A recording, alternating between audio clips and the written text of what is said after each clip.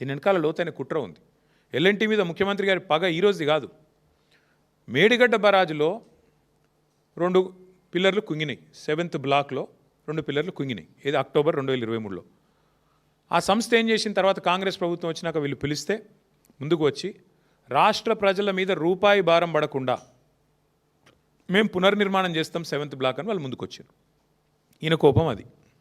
మేడిగడ్డ కొట్టుకపోవాలని నేను చూస్తుంటే కాళేశ్వరం కూలేశ్వరం అయిపోయిందని చెప్పి నేను రోజు మొత్తుకుంటే నాకు లాభం అవుతుంది, కాళేశ్వరం ప్రాజెక్టును బద్నాం చేసి బతుకుదాం అనుకుంటే వీళ్ళు వాళ్ళ సొంత పైసలు పెట్టి రూపాయి అవసరం లేకుండా రాష్ట్ర ప్రజల మీద భారం పడకుండా ఎల్ఎన్టీ సంస్థ మొత్తం కడతానని వస్తే ఇక నేను ఇన్రోల్ చేసిన ప్రచారం అంతా చిల్లర ప్రచారం అని తేలిపోతుంది కదా అనేది ముఖ్యమంత్రి గారి దుగ్ధ.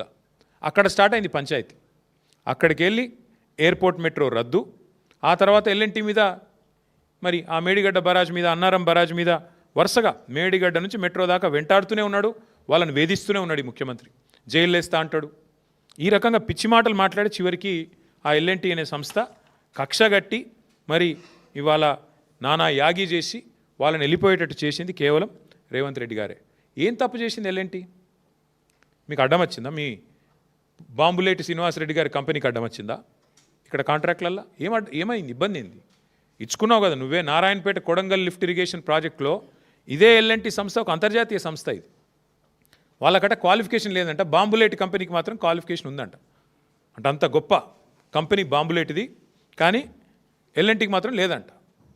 అట్లా ముఖ్యమంత్రి గారు కక్షగట్టి ఆయన సొంత నియోజకవర్గంలో ఉండే నారాయణపేట కొడంగల్ వరకు కూడా ఎల్ఎన్టీని కావాలని టెక్నికల్గా డిస్క్వాలిఫై చేయించి ఇన్సల్ట్ చేసి మీరు మా రాష్ట్రంలో నేనున్నంత కాలం పనిచేయడానికి వీల్లేదు అని చెప్పి కక్షగడితే చివరికి వాళ్ళు ఈయనకు వంత పాడకపోతే, మేడిగడ్డ కొట్టుకపోతుంది అని నువ్వు చేసే చిల్లర ప్రచారానికి వంత పాడకపోతే అది రిపేర్ చేయొచ్చు, ఆ రిపేర్ కూడా మేమే చేస్తాం 250 కోట్లు పెట్టి అని చెబితే నీకు నచ్చక వాళ్ళకు కాంట్రాక్టులు దక్కకుండా చేసి వాళ్ళని బతకనీయకుండా చేసి సంస్థ లాభాలకు వెళ్ళి నష్టాలకు పోయేటట్టు చేసి చివరికి ఈ రకంగా ఎలగొట్టిండి. వాళ్ళ మెడలు పెట్టి నూకేసినట్టు ఒక రకంగా చెప్పాలంటే. తెల్లారులేస్తే ఈ ముఖ్యమంత్రి గారు మీరు వింటూ ఉంటారు, ఖజానా ఖాళీ, నా దగ్గర పైసలు లేవు, కోసుక తింటారా నన్ను, ఏం చేయాలి నేను అని మాట్లాడతారు. తెల్లారులేస్తే అప్పు పుడతలేదు అని తెల్లారులేస్తే డైలాగు రోజు. మరి వాళ్ళు నేను అడుగుతున్నా ముఖ్యమంత్రి గారిని, 15,000 కోట్ల రూపాయలు ఇవాళ మీరు తీసుకున్న ఈ అనాలోచిత నిర్ణయం వల్ల 15,000 కోట్ల రూపాయలు ఏదైతే ఒక ప్రైవేట్ సంస్థ భారం మోసిందో ఇన్ని రోజులు, ఇవాళ అది మొత్తం వచ్చి రాష్ట్ర ప్రజల నెత్తి మీద పడ్డది. నీ అనాలోచితమైన నీ తప్పుడు విధానాల వల్ల, నీ బ్లాక్మెయిల్ రాజకీయాల వల్ల, నీ అహంకారపూరితమైన నియంతృత్వ పోకడల వల్ల ఇవాళ ఒక ప్రైవేట్ సంస్థ గత 12 ఏళ్ళుగా 13 ఏళ్ళుగా మరి ఏదైతే ఆ భారం అంతా మోస్తూ ఫస్ట్ ఫేజ్ అంతా కట్టిందో, ఇంకా 70 దాకా కూడా వాళ్ళకు ఒప్పందం ఉందో, ఒప్పందం ప్రకారం వాళ్ళే మోయాల. నష్టం వచ్చినా కష్టం వచ్చినా వాళ్ళకి ఇచ్చిన భూముల్లో కట్టుకోవాలి. ఆ కట్టుకున్న ద్వారా మీకు ఐడియా ఉండొచ్చు, లేదంటే ఒక నిమిషం చెప్తాను. మెట్రో సంస్థకి అప్పట్లో ఉన్న ప్రభుత్వం, కాంగ్రెస్ ప్రభుత్వం 280 ఎకరాల స్థలం ఇచ్చింది హైదరాబాద్లో, విలువైన స్థలం. ఏం చెప్పింది వాళ్ళకి? మీరు 18 కోట్ల చదరపు అడుగుల్లో మీరు రియల్ ఎస్టేట్ కట్టుకోండి, కట్టుకుంటే దానివల్ల మీకు దగ్గర 50% ఆదాయం మీకు దాని నుంచే వస్తుంది కిరాయిల ద్వారా. 18 కోట్ల అడుగులు అంటే 18 crore square feet of constructed space కట్టుకోమని చెప్పి ఇచ్చినారు. ఇంకో 50% టికెట్ల ద్వారా, 45% ఇట్లా ఈ కట్టుకున్న నువ్వు వాటి నుంచి వచ్చే రెంటల్స్ ద్వారా, 18 కోట్లు కట్టిన దాని నుంచి వచ్చే రెంటల్ ద్వారా, ఇంకొక 5% అడ్వర్టైజ్మెంట్ల ద్వారా వాళ్ళు చేసుకోవాలి. అంటే నీకు 2070 దాకా ఇట్లా సంపాదించుకునే మార్గం ఉంది ఎల్ఎన్టీకి. వాళ్ళు నిర్మాణ రంగ సంస్థ, వాళ్ళు ఫటాఫట్ కొన్ని కట్టినరు కూడా, పంజగుట్టల మాల్ కట్టినరు, ఎర్రమంజిల్లో కట్టినరు, మాదాపూర్లో కట్టినరు, మిగతా కూడా కట్టిపించేది ఉండే. నువ్వు ఇప్పుడు ఆ 15,000 కోట్ల భారం వాళ్ళ మీదకి వెళ్ళి నీ నెత్తి మీద ఎందుకు పెట్టుకున్నావు? నీ నెత్తి మీదకి వెళ్ళి బలవంతంగా రాష్ట్ర ప్రజల మీద ఎందుకు రుద్దుతున్నావు? ఇవాళ ఉదయం ఆసిఫాబాద్లో మా ఎమ్మెల్యే కోవాలక్ష్మి గారు ఐటీడీఏ ఉద్యోగులు, అవుట్సోర్సింగ్ ఉద్యోగులు 7 నెలల నుంచి జీతాలు వస్తలేవని ధర్నా చేస్తుంటే ఆడ పోయి వాళ్ళకి సంఘీభావం అని చెప్పి వాళ్లకు మద్దతుగా గొంతు కలిపింది మా ఎమ్మెల్యే కోవాలక్ష్మి. ఐటీడీఏ ఉద్యోగులు, చిన్న ఉద్యోగులు, అవుట్సోర్సింగ్ వాళ్ళు, వాళ్ళకు 7 నెలల నుంచి జీతాలు లేవు. కానీ ముఖ్యమంత్రి 15,000 కోట్ల భారం ఇలా రాష్ట్రం మీద మోపుతా ఉన్నాడు. ఎవరి కోసం? ఎవరి కోసం? నీ అహంకారం కోసమా? నీ నోటి దీనికోసమా? దేనికోసం చేస్తూ ఉన్నావు? ఇప్పటికే మీ వల్ల, మీ చేతగాంతనం వల్ల పరిశ్రమలు వెళ్ళిపోతూ ఉన్నాయి. ఒకటి గుజరాత్కి పోయింది కేన్స్, ఇంకోటి ఏపీకి పోయింది ప్రీమియరు, చెప్పుకుంటూ పోతే తమిళనాడుకు ఇంకోటి కార్నింగ్ పోయింది. ఇప్పుడు ఎల్ఎన్టీ కూడా మొత్తం రాష్ట్రం వదిలిపెట్టి వెళ్ళిపోయింది. నేను పొద్దున్నే ఎల్ఎన్టీ సంస్థలో ఉండే ఇంకో ఐటీ కంపెనీ ఉంటుంది మైండ్ ట్రీ అని, వాళ్ళతో కూడా మాట్లాడినా. వాళ్ళు కూడా చెప్తున్నారు ఇక మా వాళ్ళకి ఇక్కడ నచ్చలేదు సార్, ఎందుకంటే సతాయిస్తున్నారు, వాళ్ళు కూడా ఆలోచన చేస్తున్నారు, ఎక్స్పాన్షన్ ఇక్కడ చేయొద్దు, వేరే కాడ చేసుకోవాలని నిర్ణయం తీసుకున్నారు అని మాట్లాడుతున్నారు. అంటే ఇంత అన్యాయంగా వ్యవహారం చేసి ఒక ఇట్లుంటుంది. ఇప్పటికే 2,20,000 కోట్లు అప్పు చేసిండు రేవంత్ రెడ్డి. ఈ 22 నెలల్లో నెలకు 10,000 కోట్ల రూపాయల చొప్పున కాగ్ చెప్పింది, నేను చెప్పట్లేదు. 2,20,000 కోట్ల అప్పు చేసిండు. ఇవాళ మరొక 15,000 కోట్ల అప్పు. దీనివల్ల ఎవరి కోసం, దేనికోసం ఈ అప్పు ఎవరు కడతారు? నేను అడిగేది ఈ ముఖ్యమంత్రి గారిని, మీరు దేనికి పైసలు లేవంటారు? ఆర్టీసీ కార్మికులను ఆదుకునేందుకు పైసలు లేవు, ఉద్యోగస్తులకు డిఎల్ ఇచ్చేందుకు పైసలు లేవు, రిటైర్డ్ అయిన ఉద్యోగులకు రిటైర్మెంట్ బెనిఫిట్స్ ఇచ్చేందుకు పైసలు లేవు, 6 గ్యారంటీల అమలుకు పైసలు లేవు. మరి 15,000 కోట్ల అప్పు ఎందుకు, ఎవరి కోసం, ఏ కారణం చేత మీరు తీసుకుంటున్నారో చెప్పాలని చెప్పి నేను కోరుతా ఉన్నాను. మాకైతే స్పష్టమైన సమాచారం ఉంది. ముఖ్యమంత్రి గారి ఎజెండా పెద్దగా ఉంది. ముఖ్యమంత్రి ఏం చేసినా దాని ఇంకొక లెక్క ఉంటుంది. ఆ లెక్క ఏంది అంటే, ఈ 280 ఎకరాల మీద ముఖ్యమంత్రి గారికి ఆయన అనుయాయులకు కన్నుపడ్డది. ఈ 280 ఎకరాలు ఏదైతే ప్రభుత్వం మెట్రోకి ఇచ్చిందో వాటిని వాపసు తీసుకోవడం వల్ల ఏమైందంటే ఆ ల్యాండ్స్ అన్నీ అయితే అమ్ముకోవచ్చు, వాళ్ళ ఫ్రెండ్స్కి, ఫ్యామిలీకి, ఫ్రెండ్స్ అండ్ ఫ్యామిలీ బెనిఫిట్ స్కీమ్లో ఇష్టం వచ్చినట్టు అడ్డికి పావుషేర్ అమ్ముకోవచ్చు, లేదా ఇంకెవరికైనా వాళ్ళకు దగ్గరగా ఉండే కొన్ని సంస్థలకు, ఇక మీకు తెలుసు వాళ్ళు ఎవరో, నేను చెప్పని పేర్లు చెప్తే మళ్ళీ మీరు కొంతమంది లైవ్లు ఇవ్వలేరు, మీ బాధ నాకు తెలుసు, కాబట్టి వాళ్ళకు అమ్ముకోవచ్చు. ఇది ఆయన ఎత్తుగడ. 280 ఎకరాలు ఇవాళ ఆ రకంగా అమ్ముకోవాలన్నది వారి ఆలోచన.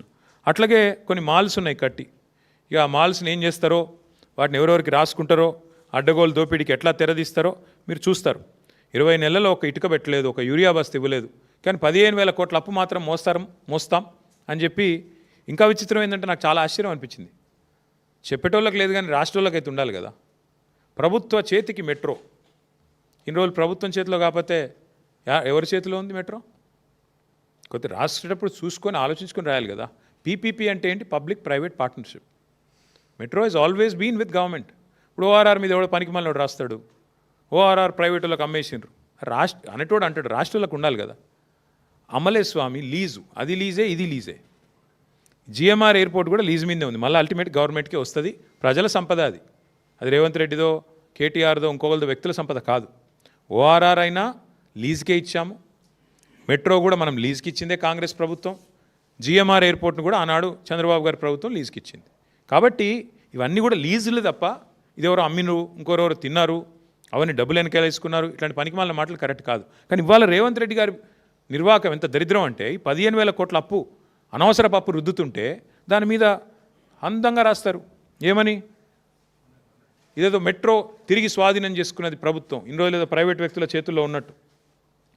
ఇంకా విచిత్రం ఏంటంటే, ఈ ఎల్ఎన్టీ సంస్థను తెల్లారలేస్తే ముఖ్యమంత్రి గారు దునమాడుతుంటారు, మేడిగడ్డ ఇట్లా చేసినారు, అసలు నారాయణపేట, కొడంగల్కి వీళ్ళు పనికిరారు అని. మరి వాళ్ళే ఏఐసీసీ ఆఫీస్ కూడా కట్టిరు ఢిల్లీలో, ఎల్ఎన్టీ. అది తెలియదు పాపం ఆయనకి, డబ్బులు ఈయనే పంపిండు, కానీ పాపం పేమెంట్ ఎవరు చేసిండ్రో ఆయనకు తెలియదు. అట్లాగే ఇంకొక మాట కూడా నేను చెప్తా ఉన్నా, మేము 10 ఏళ్లలో ఎన్నో భూసేకరణ సమస్యలు అన్నీ అడ్డం వస్తే కూడా వాటిని ఒక్కొక్కటిగా వస్తాయి, రొటీన్గా ఇన్ఫ్రాస్ట్రక్చర్ వర్క్లు ఇవన్నీ వస్తాయి, అవన్నీ చేసి క్లియర్ చేసి చివరికి 70 కిలోమీటర్లు పూర్తి చేసి ఎల్ఎన్టీకి ఎప్పటికప్పుడు ధైర్యం చెప్తూ నడపండి మీరు అని చెప్పి ధైర్యం చెప్పి చివరికి 3,000 కోట్ల సాఫ్ట్ లోన్ కూడా క్యాబినెట్లో అనుమతి ఇచ్చి అందులో 900 కోట్లు కూడా ఇచ్చాం. ఇచ్చి దాని ప్రజా రవాణా వ్యవస్థ సాధారణంగా నష్టాల్లో పోయినా దాని లాభం నష్టం అని చూసుకోకుండా ప్రజలకు ఉపయోగపడుతుంది. కాబట్టి ఆ రకంగా మేము ముందుకు తీసుకొని పోతే ఇవాళ ఇష్టం వచ్చినట్టుగా ఆలోచన లేకుండా ఇష్టం వచ్చినట్టు రద్దు చేసినారు. ఇంకా విచిత్రమైన ఒక మాట చెప్తాను మీకు, ప్రజా రవాణా పట్ల ముఖ్యమంత్రి గారికి ఉన్న అవగాహన గురించి. రహేజా మైండ్ స్పేస్ దగ్గర రోజు ట్రాఫిక్ జామ్ అవుతున్నది. ఇవాళ రేపు మీరు రోజు వీళ్ళ పెడుతున్నారు సోషల్ మీడియాలో, పిల్లలు కూడా ఓ ఇంత ట్రాఫిక్ అయింది, అంత ట్రాఫిక్ అయింది, టీ హబ్ దగ్గర, టీ వర్క్స్ దగ్గర అని మీరే పెడతారు. కొంతమంది నన్ను తిట్టేటోళ్ళు కూడా ఉన్నారు అందులో కింద, ఎప్పుడు ట్రాఫిక్ జామ్ అయినా ఇంకా కూడా నన్నే తిడుతున్నారు. సరే అది ఓకే. వాస్తవం ఏంటంటే ఈ ఎయిర్పోర్ట్ మెట్రో వస్తే అది ఉండేది కాదు, సమస్య కొంత ఉపశమనం లభించేది. ముఖ్యమంత్రి గారికి అది ఇష్టం లేదు. రహేజా మైండ్ స్పేస్ నుంచి ఎయిర్పోర్ట్కి పోయే మెట్రో ఇష్టం లేదు. కానీ ఎక్కడికి కావాలంటే తెలుసా? Shamshabad to future city. Future లేని ఫ్యూచర్ సిటీకేమో మెట్రో కావాలంట ముఖ్యమంత్రి గారికి. అద్భుతంగా ప్రజెంట్లో ఇవాళ ఎక్కడైతే విపరీతమైన ట్రాఫిక్ రద్దీతో అల్లాడిపోతున్నారో హైదరాబాద్ ప్రజలు, దాన్ని మాత్రం బొందబెట్టిండు సక్సెస్ఫుల్గా. గింత తెలివినది ముఖ్యమంత్రి గారికి. అట్లాగే ఇంకొక మాట కూడా నేను అడుగుతా ఉన్నా ముఖ్యమంత్రి గారిని, అయ్యా ముఖ్యమంత్రి గారు మీరు పెద్ద పెద్ద మాటలు చెప్తున్నారు, మేము తీసేసుకుంటాం, టేక్ ఓవర్ చేసేస్తాం, ప్రభుత్వం తీసుకున్నది అని ఇలా బ్యానర్ పెట్టిన వార్తాపత్రికలను కూడా అడుగుతున్నా. ప్రభుత్వం తీసుకున్న ప్రజా రవాణా ఆర్టీసీ ఉద్యోగులందరినీ మేమే మా గవర్నమెంట్ ఉన్నప్పుడే విలీనం చేసినాం ప్రభుత్వ ఉద్యోగులుగా. ఈరోజు ఆర్టీసీల పరిస్థితి ఏందండి? ఈ ప్రభుత్వం కాంగ్రెస్ ప్రభుత్వం వచ్చినాక ఆర్టీసీ ఉద్యోగులను విలీనం చేస్తూ కేసీఆర్ ప్రభుత్వం చర్యలు తీసుకున్నా, నిర్ణయం తీసుకున్నా, జీవో ఇచ్చినా ఈ రోజు వరకు అపాయింటెడ్ డే ఇయ్యలే ఈ ముఖ్యమంత్రి, ఈ ప్రభుత్వం కాంగ్రెస్ ప్రభుత్వం. ఆర్టీసీలో ఇప్పటివరకు ఒక నియామకం చేయలే మీరు. అందుకే డ్రైవర్లకు, కండక్టర్లకు ఇలా విపరీతమైన పనిభారం పెరిగింది, ముఖ్యంగా ఫ్రీ బస్ పెట్టినాక. ఒక్కొక్కరు 12 గంటల నుంచి 16 గంటలు పనిచేస్తున్నారు నాన్ స్టాప్గా ఆర్టీసీలో. పనిభారం ఒత్తిడి కారణంగా శారీరక సమస్యల వల్ల, గుండెపోటు లాంటి విషయాల వల్ల కూడా, సమస్యల వల్ల కూడా చాలామంది చచ్చిపోతున్నారు. చిన్న చిన్న కారణాలకు గత 20 నెలల కాలంలో 600 మందిని ఉద్యోగాల నుంచి తొలగించినారు. వాళ్ళు పాపం లేబర్ కోర్టుల చుట్టూ తిరుగుతున్నారు. ఆర్టీసీలో యూనియన్లను పునరుద్ధరిస్తామని మాట ఇచ్చినారు, ఇంకా చాలా చెప్పారు. కానీ ఈరోజు వరకు ఒక్కటంటే ఒకటి పని చేయలేకపోగా ఇంకేం చేస్తున్నారు మీరు? ఎలక్ట్రిక్ బస్సులు కూడా ఆర్టీసీకి ఇస్తలేరు, ప్రైవేటైజేషన్ చెప్పి ఇవాళ ఇచ్చేస్తూ ఉన్నారు. ప్రైవేట్ వ్యక్తులకు ఇచ్చి డ్రైవర్, కండక్టర్, మెకానిక్ సిబ్బందిని తీసేసే ప్రయత్నం చేస్తూ ఉన్నారు. ఉన్న ఆర్టీసీనే ఫినిష్ చేసే ప్రయత్నం చేస్తున్నారు. ఇక పండుగలు వచ్చినాయంటే చాలు, మళ్ళీ రేపు దసరా వస్తుంది కదా, మీరు చూడండి, మహిళకు ఫ్రీ, పురుషుడికి డబల్. అది ఎక్కడ లెక్కనో నాకైతే తెలియదు. మరి పండుగలకు ఎవరైనా గిఫ్ట్లు ఇస్తారు? రేవంత్ రెడ్డి గారు ఇట్లాంటి గిఫ్ట్, రిటర్న్ గిఫ్ట్ ఇస్తున్నాడు. ఏంటిది? ఏ పండుగ అయినా, రంజాన్ అయినా, బక్రీద్ అయినా, క్రిస్మస్ అయినా, దసరా అయినా పక్కా తోఫా అయింది మీకు, డబల్ ఆర్టీసీ ఛార్జ్.